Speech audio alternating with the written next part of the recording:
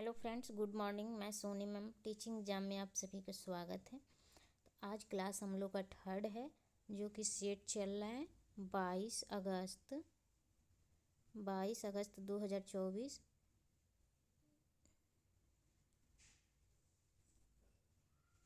2024। का जो नेट का पेपर था उससे मैं करा रही हूँ आप लोग को। तो आज जो है क्लास नंबर थर्ड है, 2 क्लास पीछे हो चुका है प्रीवियस ईयर, जाके आप लोग देख लीजिएगा। तो आ जाइए, क्वेश्चन नंबर हम लोग फर्स्ट करते हैं। कल हम लोग की क्लास अचानक से बंद हो गई थी, तो आइए आज जो है 94 नंबर क्वेश्चन देखते हैं हम लोग। तो अब क्वेश्चन नंबर जो है कि क्या कह रहा है इसमें, ये देखना है। तो वॉक इन बाथ टब्स उनके लिए अच्छे विकल्प हो सकते हैं जिनमें क्या हो, सीमित संचालन हो, व्यक्तिगत उपयोगकर्ता हो, औसत प्रौढ़ जिसके संचालन की सीमा अच्छी है, व्हील चेयर उपयोग करने वाले व्यक्ति के लिए। तो किसके लिए ये ज़्यादातर वॉक इन बाथ जो टब्स होता है, ये बुजुर्गों और सीमित गतिशीलता के लिए जाना जाता है। उसके लिए बहुत ही अच्छा होता है, फ़ायदेमंद होता है बुजुर्गों के लिए, सीमित गतिशीलता वाले लोगों के लिए। और ये जो वॉक इन बाथ टब्स हैं, ये भी जो है कि पारंपरिक जो हम टब्स होता है तो उसी के जैसा है, पारंपरिक के जैसा। तो इसमें आंसर व्यक्तिगत उपयोगकर्ता नहीं होगा, औसत प्रौढ़ संचालन नहीं होगा, और व्हील चेयर वाले भी व्यक्ति के लिए नहीं होगा। यहाँ जो है आंसर हो जाएगा सीमित संचालन के लिए। मैं बताइए आप लोग को कि ये बुजुर्गों और सीमित गतिशीलता वाले जो लोग हैं उनके लिए ज़्यादातर बेटर है। तो यहाँ जो है ऑप्शन हमारा फर्स्ट नंबर मिल रहा है, तो फर्स्ट आंसर सही हो जाएगा। नेक्स्ट क्वेश्चन देख लेते हैं। नेक्स्ट क्वेश्चन जो है कि जो है निम्नलिखित में से कौन सा कुल्लू साल का विशिष्ट नमूना है। जो कुल्लू साल है, ये कमेंट बॉक्स में आप लोग बताइएगा ये कहाँ का है, और उसका जो उस पर कौन सा नमूना बनाया जाता है, कलश का, स्वास्तिक का, पनभट्ट का, चिनार के पत्ते का। तो इस पे जो है ये अपना स्वास्तिक के नमूने के लिए बहुत ही फेमस ये साल है। ये जो है कि इसी के लिए ये अपना मतलब कि विशिष्ट नमूना जो होता है यही बनाया जाता है, जो स्वास्तिक का होता है, जो स्वास्तिक का चिन्ह ऐसे बनता है, यही नमूना ज़्यादातर साल पे दिखता है। नेक्स्ट क्वेश्चन देख लेते हैं। क्वेश्चन नंबर जो है नेक्स्ट है 96 है, मिलान करना है। तो इसमें जो करना है, जोखिम के प्रकार दिया गया है और भविष्य में प्रतिफलों की अनिश्चितता दिया गया है। प्रतिफलों की अनिश्चितता भविष्य में लिखा है, भविष्य होगा। वित्तीय जोखिम, बाजार जोखिम, क्रय शक्ति जोखिम, राजनीतिक एवं सामाजिक जोखिम। और इधर दिया गया है जो है कि निवेशक मनोविज्ञान, पूंजी बाजार, वित्तीय क्षमता, मूल्य स्तर। तो इसमें जो होगा बाजार जोखिम हो जाएगा। बाजार जोखिम को जो हम मिला लेंगे वो है जोखिम के प्रकार दिया गया है, तो भविष्य में जो है निवेशक मनोविज्ञान से मिला लेंगे। जो ये भविष्य में दिया गया है, भविष्य के बारे में यहाँ सब कुछ बताया जा रहा है। तो बी नंबर को मिलाएंगे हम फर्स्ट से। तो बी नंबर फर्स्ट 2 जगह है, तो 2 ऑप्शन ऐसे हमारा एलिमिनेट हो जाएगा। पहले हमें जो आता है उसी को मिलाना चाहिए। क्रय शक्ति जोखिम, जो क्रय शक्ति जोखिम होता है, सी नंबर, हाँ सी नंबर जो है इसको मिला लेंगे। सी नंबर को देखते हैं, मूल्य स्तर से मिला लेंगे, ये 4 हो जाएगा। और जो है राजनीतिक एवं सामाजिक जोखिम जो है, राजनीतिक एवं सामाजिक जोखिम जो है डी नंबर, इसको मिलाएंगे किसे, वित्तीय बाजार, पूंजी बाजार से मिला लेंगे इसको। भविष्य में पूंजी बाजार हो जाएगा। तो डी नंबर 2 दोनों में है।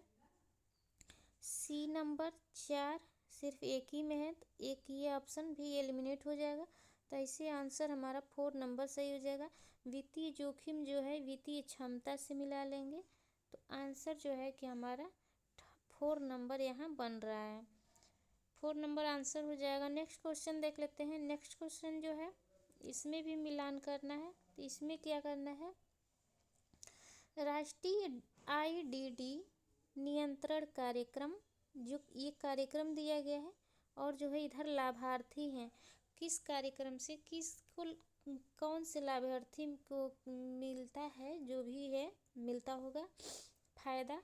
तो देखते हैं लाभार्थी यानी कि फ़ायदा मिलता है किसको मिलता है, किस कार्यक्रम से, वही बताना है। अंत्योदय अन्न योजना, मिड डे आहार कार्यक्रम, कार्य हेतु खाद्य कार्यक्रम। तो इसको थोड़ा मैं एक्सप्लेन कर देती हूँ आप लोग को, क्योंकि इससे क्वेश्चन किसी भी ये जो ऑप्शन दिया गया है सभी से बन सकता है। तो सबसे पहले हम लोग देख लेते हैं राष्ट्रीय IDD नियंत्रण कार्यक्रम। जो IDD राष्ट्रीय स्तर पे जो IDD नियंत्रण कार्यक्रम होता है, तो ये होता है IDD। तो इसका फुल फॉर्म होता है iodine deficiency disorder. Iodine deficiency disorder. तो ये जो होता है ये राष्ट्रीय स्तर पे शुरू किया गया था। और कब किया गया था, 1962 में किया गया था।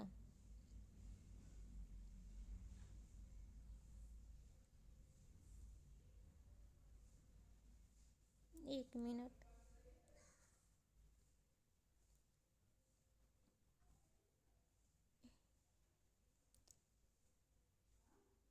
1962 में किया गया था, आप लोग लिख लीजिएगा।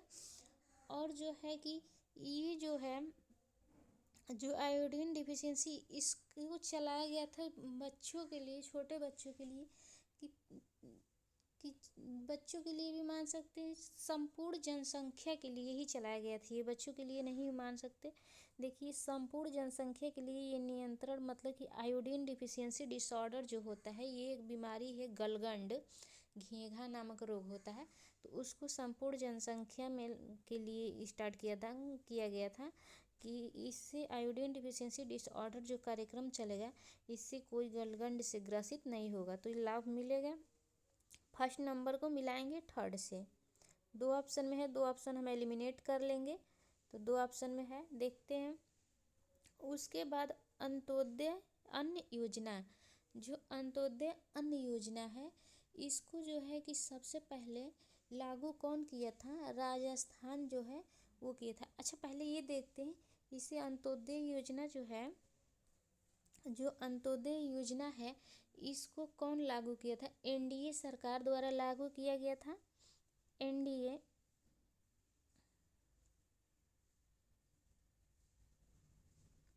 NDA जो सरकार है गवर्नमेंट, उसके द्वारा लागू किया गया था। और जो है उस टाइम जब लागू हुआ था तो हमारे PM कौन थे, तो PM थे अटल बिहारी वाजपेयी जी। अंत्योदय योजना लागू करते समय PM जो थे अटल बिहारी वाजपेयी जी थे। आप लोग लिख लीजिएगा, मैं लिख नहीं रही हूँ। थर्ड नंबर देख लेते हैं। थर्ड नंबर पे जो है कि जो है अंत्योदय अन्न योजना है इसको राजस्थान जो है फर्स्ट पहले लागू किया था। कौन, राजस्थान फर्स्ट नंबर पे लागू किया था। फर्स्ट मतलब पहले लागू किया था, सबसे पहले। और जो है अंत्योदय योजना को गरीबी रेखा से नीचे के जो परिवार हैं उसको राशन देना कार्यक्रम शुरू किया था।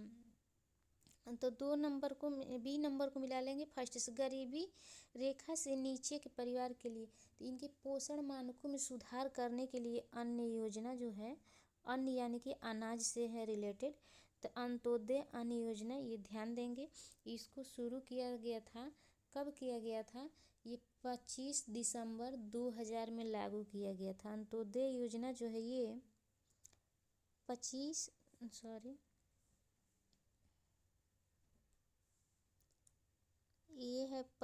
दिसंबर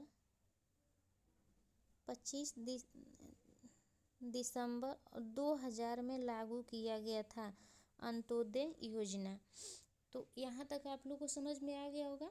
अब मैं मिटा दे रही हूँ। नेक्स्ट देख रहे हैं, आगे देखते हैं।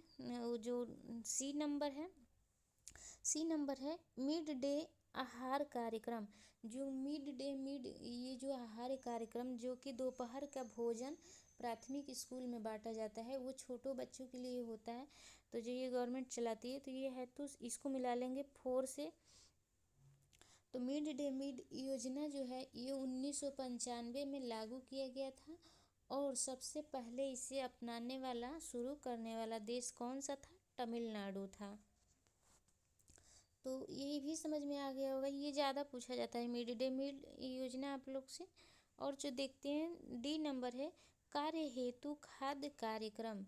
जो कार्य हेतु खाद्यक्रम है, ये जो है कि आपात स्थिति में लोगों का जान बचाता है, और संघर्ष, आपदाओं से जलवायु परिवर्तन जो होता है, आपदाएं आती हैं, कभी भूकंप आ जाता है, कभी महामारी आता है, तो उससे, उसके प्रभाव से उबरने के लिए, यानी कि बचने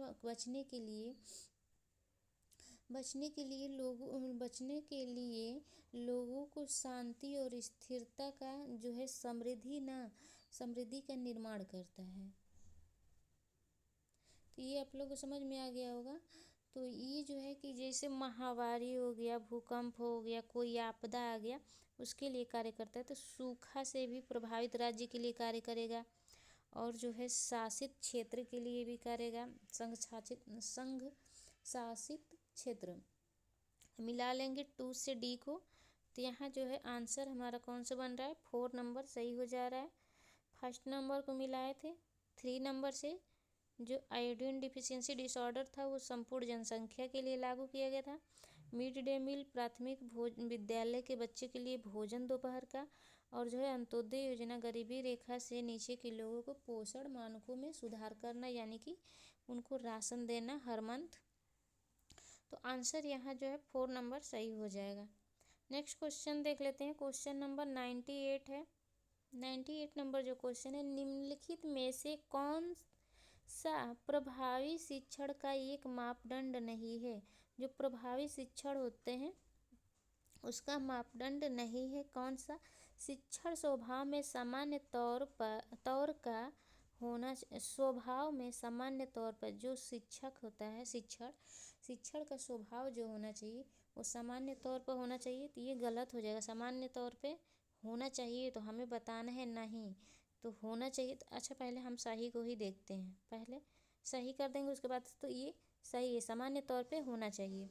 शिक्षण को लाभार्थी के अधिकतम चेतनाओं को व्यस्त रखना चाहिए। ये भी जो है कि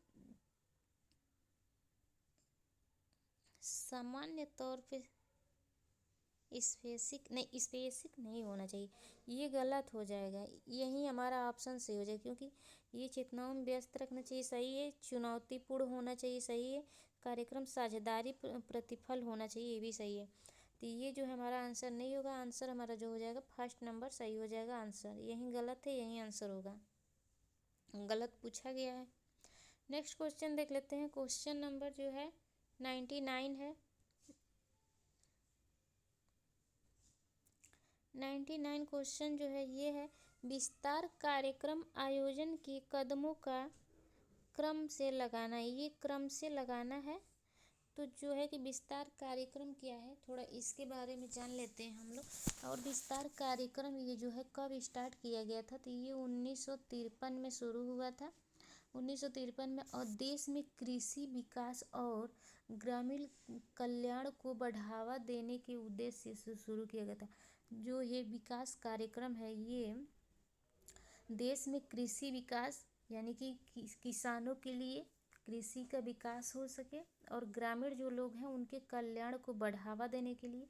कि कृषि में अगर कृषि करेंगे उसमें विकास होगा, तो उनका कल्याण खुद ही होगा ऑटोमेटिक। तो उसके उद्देश्य के लिए शुरू किया गया था 1953 में।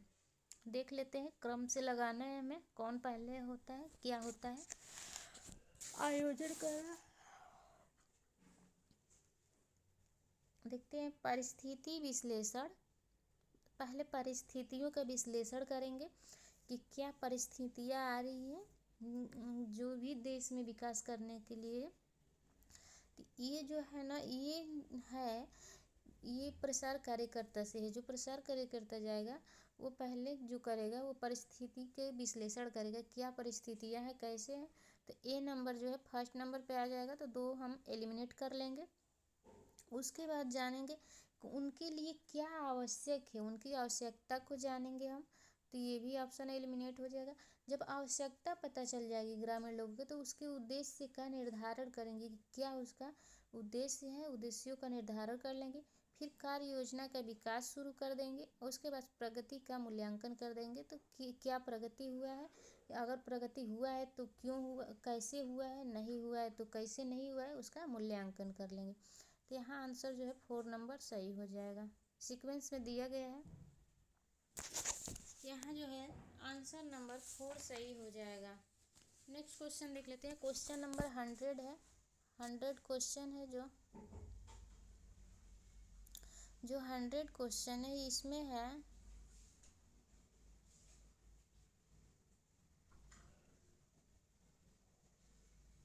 एक ही क्वेश्चन 2 बार पूछा क्या। 1 मिनट रुकिए, जो क्वेश्चन था अच्छा ये विस्तार था ना, 1 मिनट। जॉब विश्लेषण की प्रक्रिया यहाँ पूछा गया है ना, वहाँ विस्तार था, विस्तार कार्यक्रम था। ये जो है जॉब विश्लेषण जो होता है, जब जॉब की जो वैकेंसी वगैरह आती है उसका प्रोसेस क्या है उसके बारे में बताना है। पहले विज्ञापन आता है, क्या विज्ञापन आता है, फॉर्म फिलअप कराया जाता है, उसके बाद से एग्ज़ाम डेट आती है, एग्ज़ाम होता है, फिर क्वालिफाई करने के बाद डॉक्यूमेंट वेरिफिकेशन, फिर से उसके बाद से नियुक्त किया जाएगा। नियुक्त करने के बाद ट्रेनिंग दिया जाता है। ये ध्यान देंगे आप लोग, पहले ट्रेनिंग नहीं होता है, पहले नियुक्ति होती है, उसके बाद ट्रेनिंग होती है। यहीं ज़्यादातर मिस्टेक होता है। तो देख लेते हैं प्रोसेस क्या दिया गया है। दिया गया है जॉब विश्लेषण, जॉब का विश्लेषण अभी नहीं करेंगे, इसको रखे रहेंगे, बाद में करेंगे। जॉब वितरण ये भी अभी नहीं होगा। रणनीति चुनाव, ये रणनीति चुनाव फर्स्ट नंबर पे आ जाएगा। तो जो है सी नंबर फर्स्ट पे हमारा आंसर यही मिल रहा है। फिर इसके हिसाब से देखते हैं। पहले उसके बाद से सूचना को एकत्रित करना, फिर उसके बाद से है प्रक्रिया रखना करेंगे। जब प्रक्रिया रख लेंगे तो फिर उसके बाद जॉब का विवरण होगा, और उसके बाद से विश्लेषण लास्ट में कर लेंगे। नेक्स्ट यहाँ क्वेश्चन नंबर 3 का आंसर सही है। इसका इंग्लिश प्रोसेस रहता तो और अच्छे से समझ में आता। नेक्स्ट क्वेश्चन 101 है, 101 नंबर क्वेश्चन है। PLA पद्धति, तो PLA पद्धति जो है इसमें बताया जाए पहचान करना है स्रोत मानचित्र, बार ग्राफ, ट्रांजैक्ट वाक, लोकगीत की इन्फॉर्मेट इंटरव्यू। तो जो ट्रांजैक्ट वाक होता है ये PLA पद्धति में नहीं आता है। तो जहाँ जहाँ सी नंबर है उसे पहले हम लोग एलिमिनेट कर लेंगे। देखते हैं, नहीं सी नंबर तो मेन, 1 मिनट थोड़ा सा मिस्टेक हो गया कुछ। जो PLA पद्धति होता है इसमें बार ग्राफ को एलिमिनेट करना है, बार ग्राफ नहीं होगा। तो यहाँ जो है आंसर बन जाएगा हमारा 3rd नंबर बनेगा। देखिए ACD और E बनेगा। स्रोत मानचित्र देखेंगे, ट्रांजैक्ट, ये थोड़ा कन्फ्यूजन लग रहा है क्योंकि बार ग्राफ भी शायद PLA में है, लेकिन आयोग के द्वारा यहाँ आंसर जो है 3rd माना गया, तो हम भी 3rd ही मानेंगे। फिर मैं देख लूँगी, उसके बाद से कल आप लोग को बताऊँगी कि हाँ बार ग्राफ है कि नहीं है PLA पद्धति में। थोड़ा मैं भी डाउट में लग रही हूँ। नेक्स्ट क्वेश्चन देख लेते हैं। 102 है, 102 क्वेश्चन जो है ये नेतृत्व शैली की पहचान करना है। हस्तक्षेप रहित, एक तंत्रीय, पारस्परिक क्रियाशीलता और प्रजातंत्रीय नौकरशाही। तो जो नेतृत्व शैली होता है उसमें कौन कौन आते हैं उनको बताना है। तो इसमें हस्तक्षेप रहित होगा, और जो है इसमें हो जाएगा एक तंत्रीय होता है नेतृत्व शैली, और जो है इसमें प्रजातंत्रीय होगा। जो प्रजातंत्रीय होगा, नौकरशाही एलिमिनेट कर लेंगे, नहीं होगा। तो जो है ई और पारस्परिक क्रियाशीलता भी नहीं होगा। तो यहाँ आंसर बन जाएगा ए, बी और डी। ए, बी, डी देखते हैं किस में है। ए नहीं है, इसमें भी ए नहीं है। ए, बी, ए, बी, डी। नेक्स्ट क्वेश्चन देख लेते हैं। नेक्स्ट क्वेश्चन जो है क्वेश्चन नंबर 103 है, 103 नंबर क्वेश्चन है। इसमें है जो पूछा जा रहा है, कार्मिक सम्मिलित होने की प्रकृति के अनुसार निम्नलिखित में से एक संप्रेषण प्रणाली का प्रकार नहीं है। जो कम्युनिकेशन का प्रकार नहीं है वो बताना है।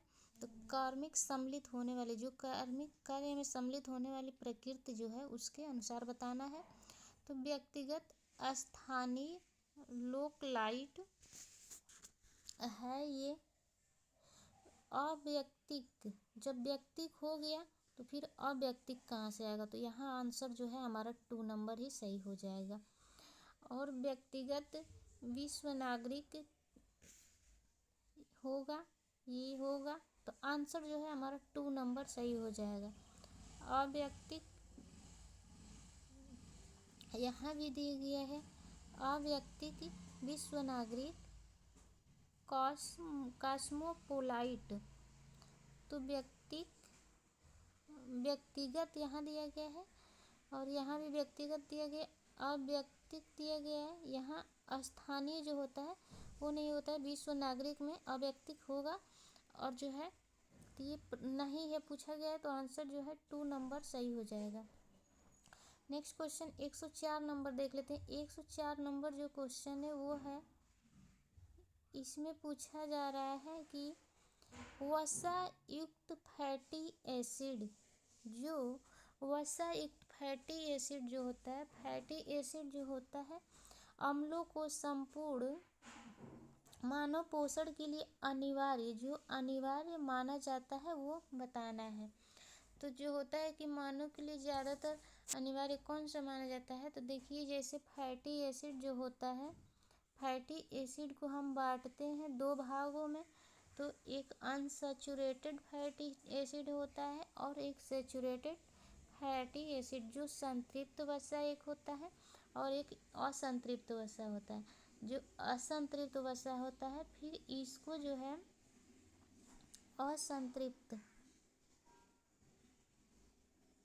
असंतृप्त वसा जो है इसको भी बांटते हैं 2 भागों में। तो एक हो जाता है मूफा और एक हो जाता है पूफा। मूफा और पूफा हो जाता है। जो पूफा जो होता है, इसको पूफा को फिर बांटते हैं 2 भाग में। जब 2 भागों में बांटते हैं पूफा को, तो एक बढ़ जाता है ओमेगा 3 और एक बढ़ जाता है ओमेगा 6 में। तो जो ओमेगा 6 है, हमें ये जो है कि हमें असंतृप्त वसा का ही पार्ट बताना है। तो देख लेते हैं इसमें जो होगा, देखते हैं। एक मिनट में पहले ओमेगा 3 और ओमेगा 6 बता दे रही हूँ, उसके बाद से आप लोग को ऑप्शन चूज करने में।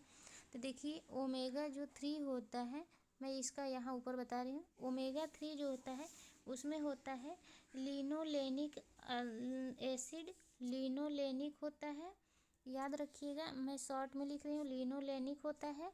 और जो होता है एक जो होता है वो होता है डोकोहेक्सानोइक होता है। और एक होता है इकोसोप्टेनिक एसिड होता है। तो इकोसोप्टेनिक जो एसिड होता है एक ये होता है, 3 हो गया। और जो ओमेगा 3 होता है, इस ओमेगा 6 जो होता है इसमें होता है लिनोलिक होता है, इसमें लिनोलिक होता है एक। और एक होता है आर्कोडोनिक होता है, आर्कोडोनिक होगा। तो इसमें 2 होता है। तो जो आर्कोडोनिक होता है ये लीवर से मिलता है, मांस से, जानवरों के उत्तक से। ये लीवर से मिलता है, मांस मछली से, मछली नहीं इसमें आएगा। जानवर जो होते हैं उनके ऊतक से, टिश्यू से मिलता है। जो है ये आर्कोडोनिक जो है, जो लिनोलिक है ये सूरजमुखी से मिलता है हमें, ये ओमेगा 6 का है। और ओमेगा 3 का जो है लिनोलेनिक जो होता है ये अलसी के बीज से, सोयाबीन के बीज से मिलता है। और डिको ये जो है डोकोहेक्सा साइनिक जो होता है ये मछली के तेल से मिलता है, और मछली के तेल से मिलता है। और जो है इको सैनिक होगा,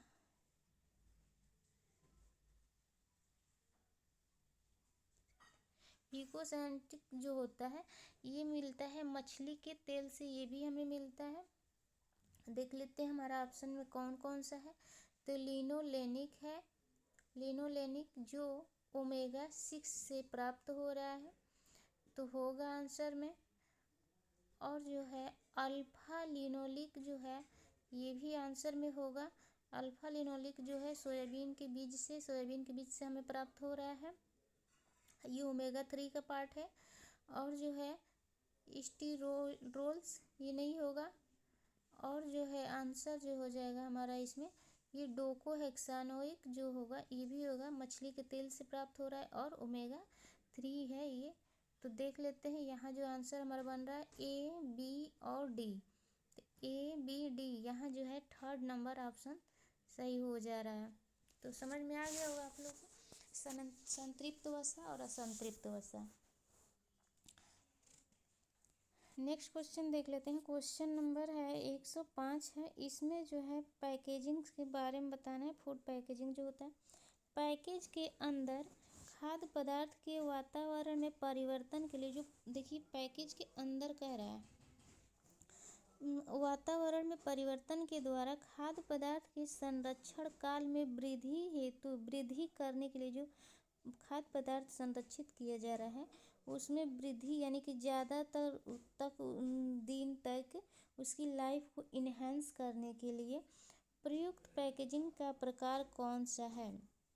जो हम खाद्य पदार्थ पैकेज में स्टोर कर रहे हैं, पैक कर रहे हैं, तो जो पैकेजिंग के अंदर जो खाद्य पदार्थ है उसको वातावरण में परिवर्तन के लिए जो उसका संरक्षण काल है उसमें वृद्धि करने के लिए, जो हमको 5-10 दिन चले उसको मंथली 1 मंथ 2 मंथ के लिए स्टोर करके रखने के लिए जो पैकेजिंग किया जाता है उसी का प्रकार बताना है।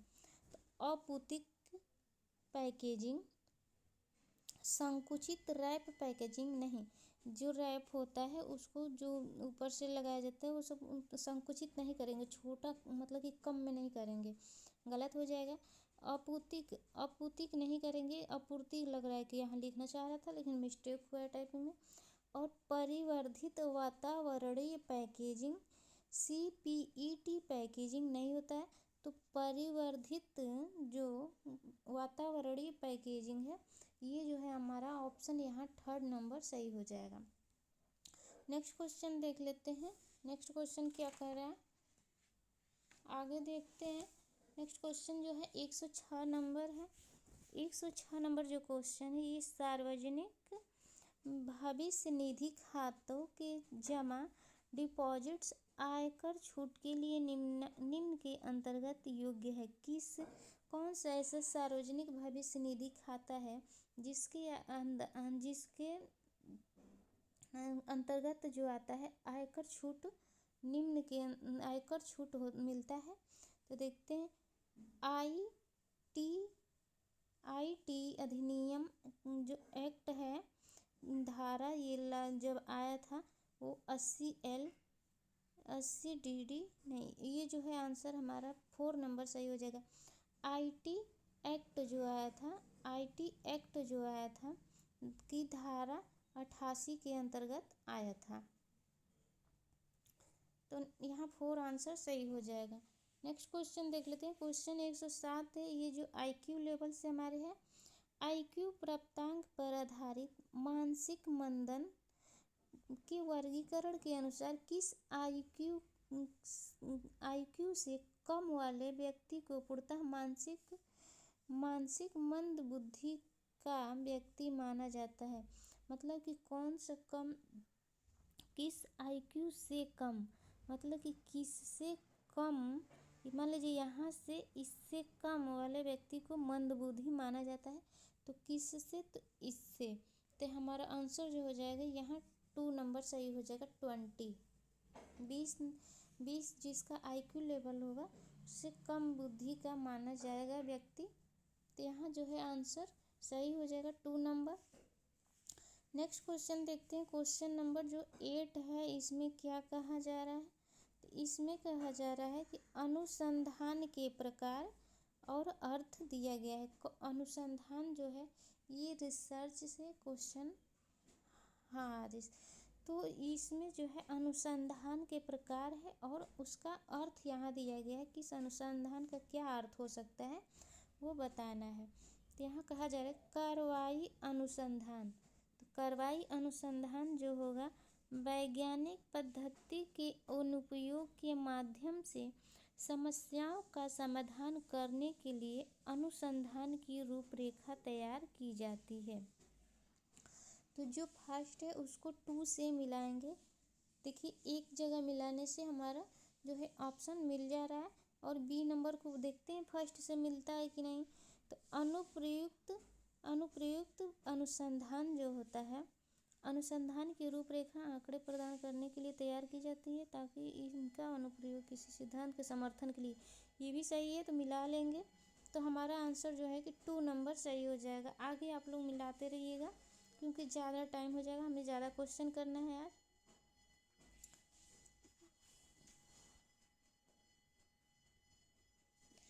यहाँ देखिए क्वेश्चन जो है इसमें क्या करना है, जो सेलुलोज होता है जैंथेस्ट रसायन, इसका सलूशन जो है, इसको मैन्युफैक्चरिंग, इसके सलूशन को जो है कि क्रम से लगाना है।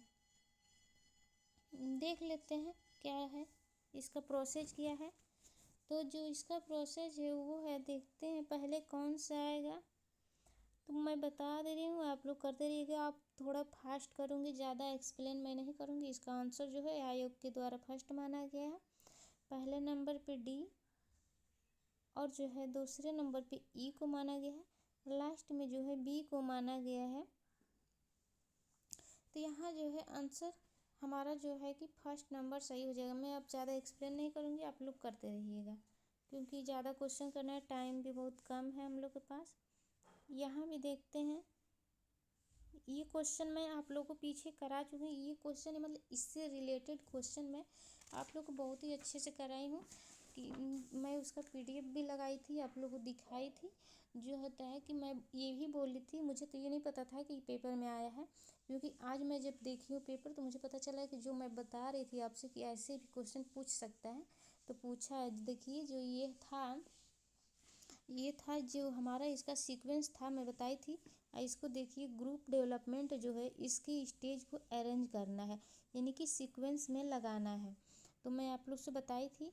तो इसका जो है प्रोसेस क्या है ग्रुप डेवलपमेंट का, तो फॉर्मिंग पहले आ जाएगा, फिर उसके बाद फॉर्मिंग के बाद आता है स्टॉर्मिंग। तो स्टॉर्मिंग देख लेते हैं। मैं आप लोग को शॉर्ट फॉर्म बताई थी FSNPA, आप लोग को उम्मीद है याद होगा। फॉर्मिंग, स्टॉर्मिंग और नॉर्मिंग, और मैं बताई थी परफॉर्मिंग, और जो है कि एडजॉर्निंग बताई थी। तो ये जो है इसी के सीक्वेंस पूछ रहा है तो इसके हिसाब से हम लगा लेंगे। तो पहले नंबर F किस पे है, C में है, C को फर्स्ट पे लगाएंगे। उसके बाद 2 ऑप्शन जो है हमारा एलिमिनेट हो जाएगा। फिर उसके बाद कौन सा आ रहा है, स्टॉर्मिंग आ रहा है। तो स्टॉर्मिंग जो है E नंबर को 2 पे लगाएंगे। हमारा आंसर यहाँ 3rd नंबर सही हो जाएगा। और ये सीक्वेंस ज़रूर याद रखेंगे, इससे आगे क्वेश्चन आ सकता है। और प्रीवियस ये फर्स्ट क्लास में ही मैं इसको एक्सप्लेन की हूँ, उससे आप लोग ज़रूर देखिएगा जाकर। आंसर यहाँ 3rd नंबर सही हो जाएगा। नेक्स्ट क्वेश्चन जो है, नेक्स्ट क्वेश्चन 111 नंबर है। 111 नंबर में जो है इसमें पूछा जा रहा है which one of the following is not a group method in communication. जो ग्रुप मेथड जो कम्युनिकेशन होता है ग्रुप समूह का, तो उसमें जो है कि नहीं बताना है हमें, नॉट ग्रुप मेथड कम्युनिकेशन के ग्रुप में कौन सा नहीं है वो बताना है। तो रिजल्ट डेमोन्स्ट्रेशन। उसके बाद है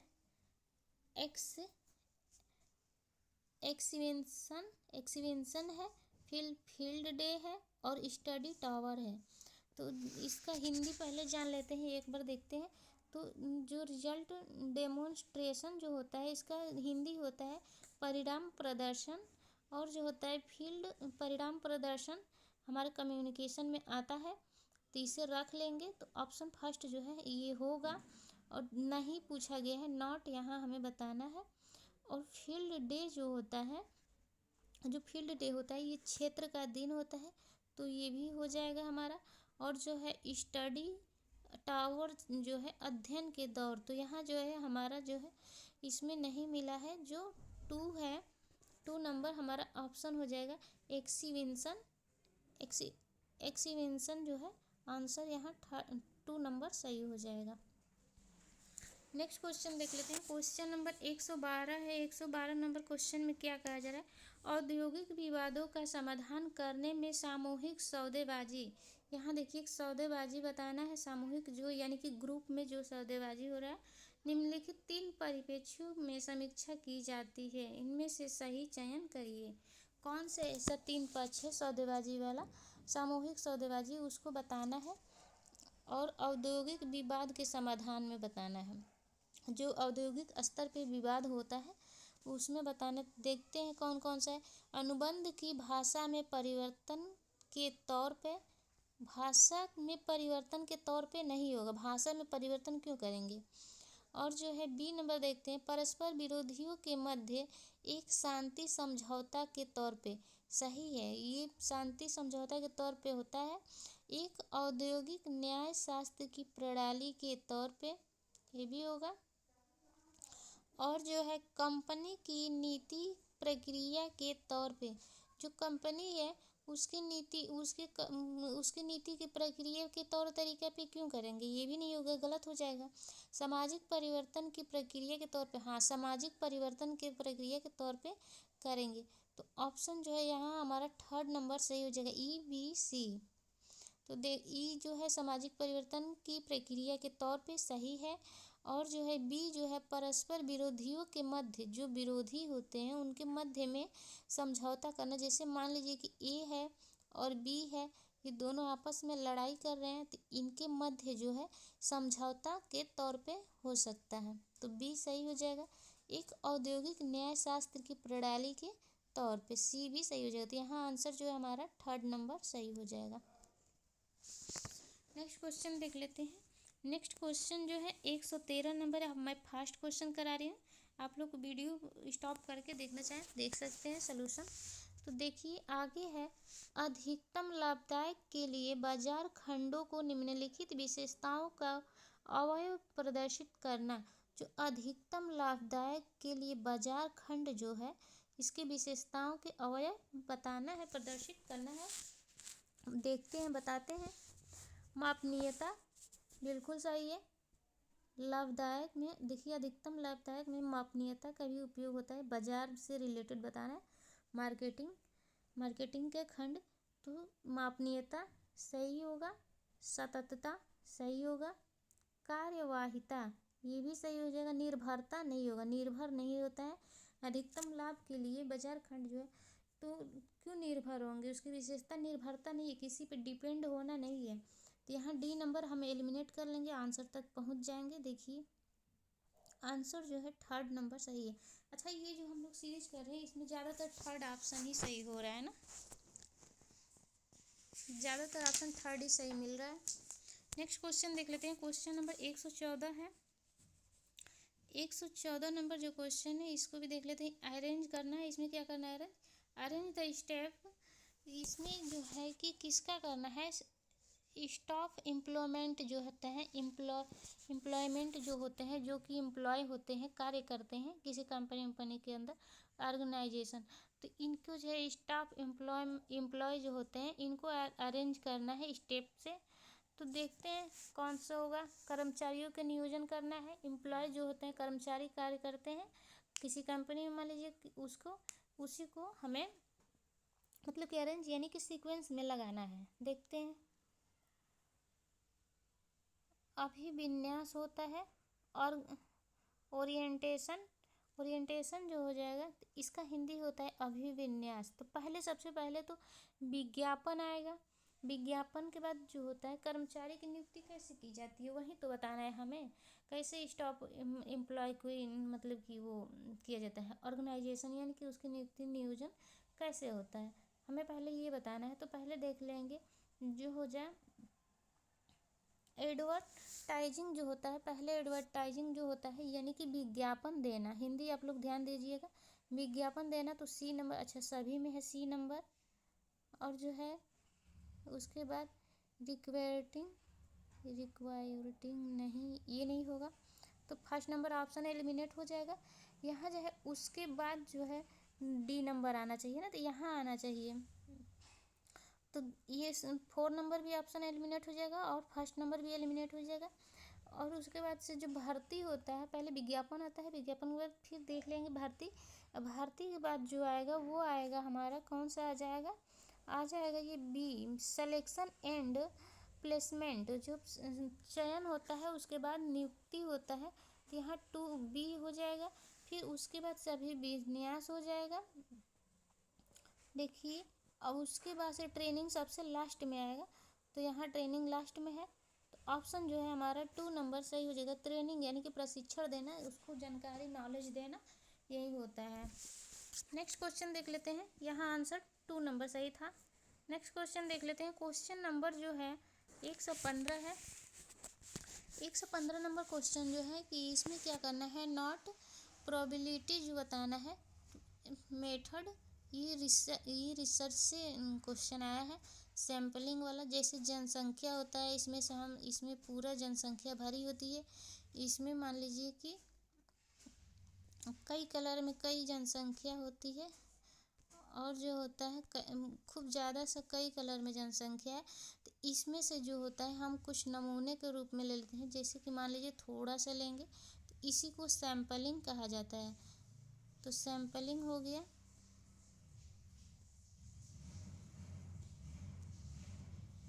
तो इसी पे हम रिसर्च करते हैं, ना कि जैसे मान लीजिए ये 10,000 जनसंख्या है, तो 10,000 जनसंख्या है किसी गांव की, तो इस पे हम रिसर्च नहीं करेंगे क्योंकि रिसर्च करने में ज़्यादा टाइम लगेगा। तो इसमें से हम कुछ सैम्पलिंग ले लेंगे, तो ये सैम्पलिंग जो है यही हमारा सैम्पलिंग हो जाएगा, सैंपल। तो इसमें से थोड़ा सा ले लेंगे, मान लीजिए कि 10,000 की जनसंख्या है, तो हम 1,000 पे यहाँ सर्च कर लेंगे। अगर मान लीजिए 1,000 की जनसंख्या है तो हम 100 ले लेंगे, ऐसे ही किया जाता है, सैम्पलिंग लिया जाता है। तो प्रोबेबिलिटी मेथड बताना है हमें, नॉट प्रोबेबिलिटी, अच्छा नॉट, जो इसमें प्रोबेबिलिटी नहीं है, प्रोबेबिलिटी उसको बताना है जो नहीं है। तो देखते हैं इसमें जो होता है क्वेटा सैम्पलिंग, ये जो है नॉन प्रोबेबिलिटी होता है, ये जो है नॉन प्रोबेबिलिटी होता है। हमारा आंसर यही मिल गया, मैं नीचे से देखी हूँ पहले। तो आंसर जो है ये हमको प्रोबेबिलिटी मेथड जो है वो नहीं बताना है। तो ये जो है क्लस्टर सैम्पलिंग, और जो है स्ट्रेटिफाइड सैम्पलिंग, और सिस्टमेटिक जो सैम्पलिंग है, ये प्रोबेबिलिटी में आते हैं। और नॉन प्रोबेबिलिटी बताना था, तो नॉन प्रोबेबिलिटी जो होता है ये क्वेटा में आता है। तो आंसर जो है यहाँ 4 नंबर मिल गया। नेक्स्ट क्वेश्चन देख लेते हैं, क्वेश्चन नंबर जो है 116 नंबर है। 120 तक हम क्वेश्चन करेंगे क्योंकि काफ़ी लंबा क्लास हो जाएगा। 120 नंबर जो क्वेश्चन, सॉरी 116 नंबर क्वेश्चन जो है, एक कारण जिसके विस्तार कार्यक्रम असफल होते हैं उसका एक कोई ऐसा कारण बताना है जिसके वजह से कार्यक्रम, अगर हम कोई कार्य कर रहे हैं, कोई कार्यक्रम बना रहे हैं, तो असफल हो जाता है, विफल हो जाता है, वो कारण बताना है किसके वजह से होता है। लक्ष्य के प्रति प्रतिबद्धता से नहीं, लक्ष्य के प्रति अगर हम प्रतिबद्धता बनाए रखते हैं तो ये सही होगा। सीमांत घटकों की पहचान करेंगे, सीमांत घटकों की पहचान करेंगे तो अच्छा ही कार्यक्रम होगा जब पहचान कर लेंगे तो। आधिकारिक प्रबंधन देखते हैं, परिवर्तन हेतु रणनीतियों का प्रयोग। अगर मान लीजिए कि मैं अपने कार्य करने में परिवर्तन अगर हम कर लेते हैं तो वो भी अच्छा होता है। मान लीजिए कोई अगर हम कार्य कर रहे हैं तो उससे अगर नहीं हो रहा है तो उस कार्य को, जैसे मान लीजिए कि टाइम टेबल ही आप बना रहे हैं अपने पढ़ने का रूटीन, तो टाइम टेबल में मान लीजिए कि आप उसे फॉलो नहीं कर पा रहे हैं तो फिर आप उसमें चेंजिंग कर सकते हैं, तो परिवर्तन करना सही हो जाएगा। तो यहाँ आंसर जो है आधिकारिक प्रबंधन, जो प्रबंधन होता है मैनेजमेंट, जो मैनेजर होगा आधिकारिक यानी कि अपना अधिकार नहीं दिखाएगा। तो यहाँ आंसर जो है हमारा थर्ड नंबर सही हो जाएगा। नेक्स्ट क्वेश्चन देख लेते हैं। नेक्स्ट क्वेश्चन जो है 117 नंबर है। 117 नंबर का जो क्वेश्चन है ये जो है प्रसव से है। पूर्व प्रसव विकास के चरणों, यानी कि जब प्रसव होता है तो प्रसव डिलीवरी प्रोसेस से मतलब बताना है हमें। तो जो प्रसव होता है पूर्व प्रसव विकास के चरणों को, जो यानी कि प्रसव होने से पहले के चरण को बताना है। तो प्रसव होना उसके चरण जो देखते हैं हम, पहले के चरण को व्यवस्थित करना है। तो भ्रूण का चरण, भ्रूण बीजारोपण चरण, भ्रूणीय चरण। मैं जो है कि गर्भावस्था को आप लोगों को बहुत अच्छे से ही बताई थी कि इसको क्या कहते हैं, कौन सा किस टाइम का है, सब मैं बताई थी। गर्भाधान का चरण, जो गर्भाधान जो होता है जब स्पर्म और जो होते हैं ओवम मिलते हैं तभी गर्भाधान होता है, निषेचन की क्रिया। तो फर्स्ट नंबर पे देखते हैं डी, आंसर जो है हमारा यहीं मिल गया। 2 नंबर फिर भी पूरा देख लेते हैं। फिर हो जाएगा भ्रूण बीजारोपण और उसके बाद हो जाएगा भ्रूणीय चरण स्टार्ट हो जाएगा। अब भ्रूणीय चरण के बाद भ्रूण का चरण हो जाएगा और जो है लास्ट में हमारा है प्रसव चरण हो जाएगा। यहीं से आंसर मिल रहा था हमें। तो ये जो है आप लोग को मैं बताई हूँ, जाके पीछे क्लास प्रीवियस फर्स्ट क्लास इसका देख लीजिएगा। यहाँ जो है आंसर 2 नंबर सही था। क्वेश्चन जो है ये देखते हैं 118 नंबर जो क्वेश्चन है, टाइप ऑफ बैरियर, यानी कि जो बाधाएं होती हैं कम्युनिकेशन में कौन कौन सी होती हैं। वहाँ एग्जाम्पल दिया गया है कि किस किस बैरियर का एग्जाम्पल है। इधर ये एग्जाम्पल बताया गया है कि किससे कौन सी बैरियर आती है। देख लेते हैं 1 minute. Physical and mechanical barrier, physical and mechanical barrier जो होता है किस में आता है ये देखना है। लैंग्वेज बैरियर, लैंग्वेज बैरियर किस में आता है, इनकरेक्ट ट्रांसलेशन, जो है कि भाषा में जो बाधाएं आती है, क्या आती है कि मतलब गलत हो जाता है, इनकरेक्ट भाषा। तो बी नंबर को फर्स्ट से मिला लेंगे। तो बी नंबर फर्स्ट एक जगह है, 4 आंसर हमारा बन जाएगा, 4 ऑप्शन सही हो जाएगा। फर्स्ट नंबर जो था फिजिकल एंड मैकेनिकल बैरियर जो था ये था डिस्टेंस से, दूरी से, 2 नंबर मिला लेंगे। और जो है सोशल फिजियोलॉजिकल बैरियर जो होता है, सोशियो फिजियोलॉजिकल बैरियर जो होता है ये सी नंबर, इसको मिलाएंगे रेजिस्टेंस एंड चेंज से। और जो है रूल एंड रेगुलेशन जो होता है ये किस बाधा का एग्जाम्पल है, ऑर्गेनाइजेशनल जो बैरियर होता है उसका हो जाएगा। तो आंसर जो है हमारे यहाँ 4 नंबर सही हो जाएगा। हिंदी में भी इसका देखने पे सही मिल गया होगा अब जो किया होगा। क्वेश्चन नेक्स्ट देख लेते हैं। 119 नंबर क्वेश्चन है। ये जो है पर भरपूर यानी कि परिपूर्ण आवछ रेखा, सुआकारित कमर, सुदृढ़ नितंब विशेषताएं हैं, किसका है। ये जो दिया गया है ऑप्शन, इसमें से ये सुआकारित कमर, सुदृढ़ नितंब और परिपूर्ण आवछ रेखा, ये सब किसकी विशेषताएं को बता रहा है, ये बताना है। तो किसकी विशेषता है सब, तो देखते हैं। ये जो गोल मटोल शरीर का प्रकार है, नाशपाती नुमा शरीर का प्रकार है, और हीरक शरीर का प्रकार है, सैंड क्लॉक शरीर का प्रकार है। तो आंसर जो है यहाँ 4 नंबर सही हो जाएगा। नेक्स्ट क्वेश्चन जो है क्वेश्चन नंबर 120 है। इसमें है इसमें दिया गया है निम्नलिखित क्रायोजेनिक द्रव में किस तरलीकृत गैस का क्वथनांक बिंदु अत्यंत कम होता है। तरलीकृत गैस का क्वथनांक बिंदु अत्यंत कम होता है, ये बताना है। फ्रीयोन, तरल नाइट्रोजन, तरल कार्बन डाइऑक्साइड, तरल हीलियम। तो यहाँ जो हो जाएगा तरल नाइट्रोजन गैस हो जाएगा। आंसर नंबर 2 सही हो जाएगा। अब मैं क्लास को आप लोग को यहीं स्टॉप कर रही हूँ, क्योंकि यहाँ जो है आगे जो क्वेश्चन है उसमें एक्सप्लेन है, तो टाइम लगेगा ज़्यादा करने में। तो मैं इसको आप लोग को इसको कराऊंगी, कल क्लास में लूँगी। तो 121 नंबर से क्वेश्चन, यानी कि 13 क्वेश्चन अभी हम लोग को बच रहा है। देखते हैं, कोशिश करेंगे एक क्लास में ही कल मैं कंप्लीट कर दूँगी, थोड़ा लंबी क्लास ले लूँगी।